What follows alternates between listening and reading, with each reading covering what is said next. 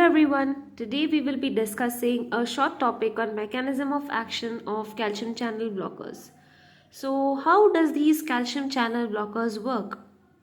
So this is a smooth muscle membrane and this is the membrane receptor, that is voltage gated calcium channel. So nifedipine is a calcium channel blocker. So this nifedipine binds on the alpha receptor on the smooth muscle membrane. So this is a smooth muscle membrane and this is the alpha receptor.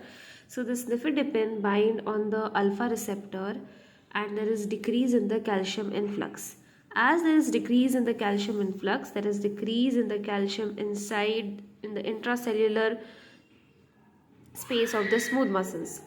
Now what happens is as there is decrease in the calcium influx and there is decrease in the calcium molecules, there is inhibition of the myosin light chain kinase enzyme. So this is an enzyme which gets activated when there is increase in the calcium. So as there is decrease in the calcium, the enzyme also decreases. So this enzyme also decreases. As this enzyme decreases, it causes the less conversion of myosin to myosin phosphate.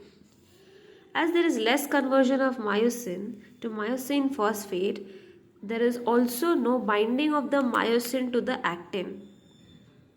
So as we know that myosin and actin help in contraction of the smooth muscles, so there is no contraction of the smooth muscles. Indirectly, there is relaxation because there is no formation of the myosin light chain kinase enzyme. There is no conversion of myosin to myosin phosphate and there is no action of the actin with myosin, and hence there is no contraction which causes the relaxation of the smooth muscles.